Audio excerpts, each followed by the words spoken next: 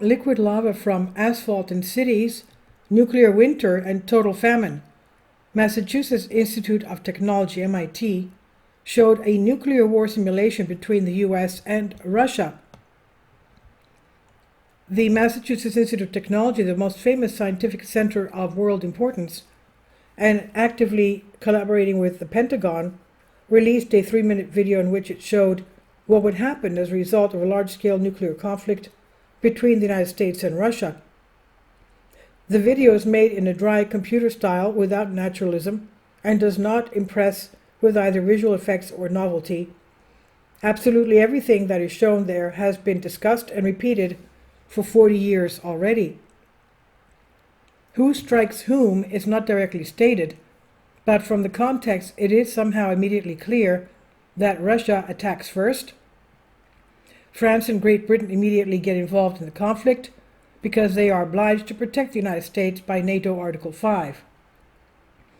Actually, the whole role of old Europe is to become a victim of the clash of the superpowers. The first nuclear explosions produce a powerful electromagnetic pulse that disables communications and equipment. At the moment of the explosion, the fireball descends directly onto the streets of large cities. Its temperature is like in the depths of the sun. Asphalt turns into liquid hot sea. Large cities are becoming an obligatory target for strikes, and there are two reasons. There are military installations there, and the enemy seeks to hinder the reconstruction of the economy after the conflict. It seems that the creators of the video do not really believe in air defense, as in the video, missiles fly nearly freely and create havoc.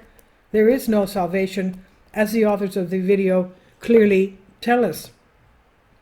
But of course, all of the worst will begin after.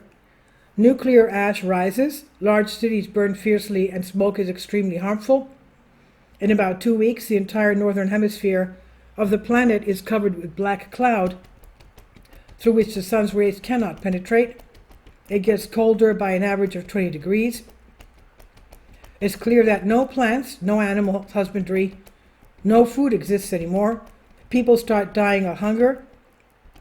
99% of the inhabitants of the US, Russia, Europe, and China will not survive a nuclear winter, and it can last for years. The struggle for peace. The struggle for peace is a long tradition in the Massachusetts Institute. So back in 1968, a group of teachers from this research center wrote a letter against the Vietnam War.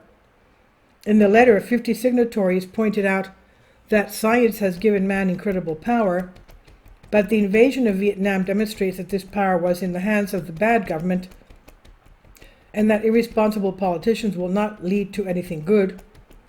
Subsequently, the signatories formed the backbone of the Union of Concerned Scientists who tried to reason and stop the war.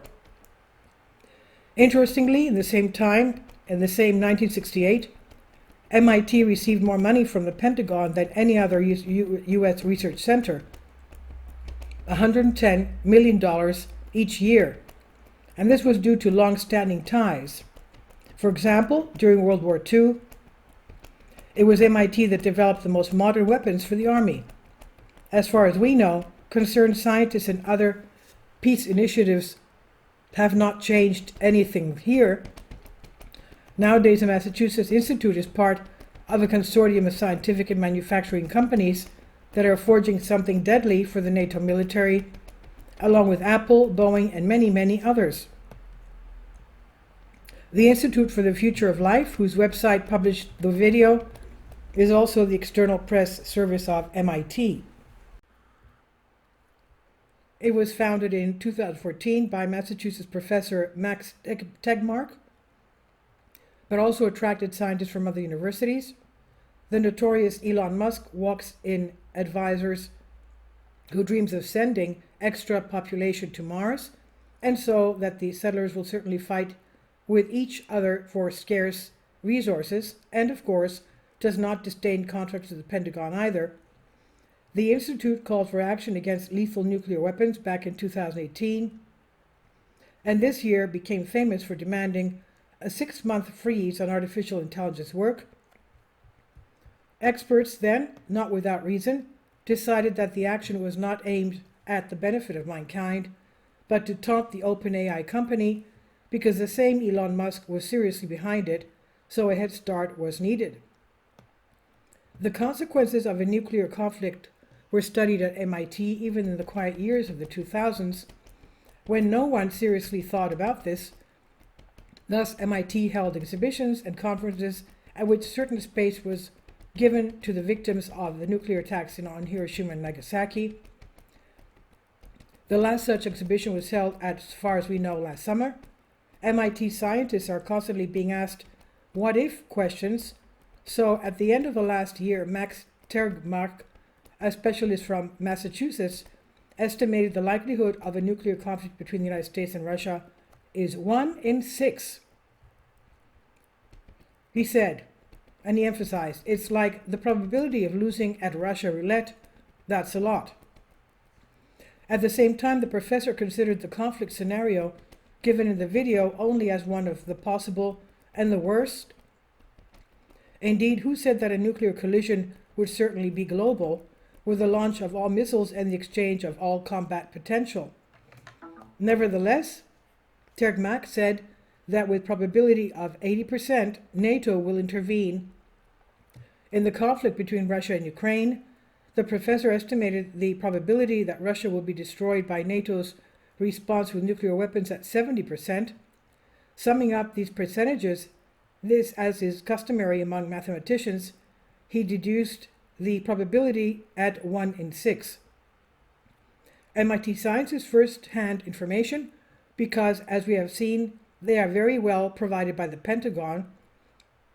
If a large-scale war between the superpowers is even remotely as bad as this study predicts, it has no winners. They're all merely losers. And this is from MIT. On Solask, please leave your comments, and thank you for your support.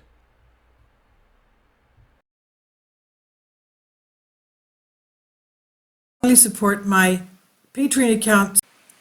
The daily posts are 5 videos daily, and they are totally different from what I have on my YouTube channel. Thank you so much for your support and that you find all my content so interesting. You'll find the Patreon account details in the description box below.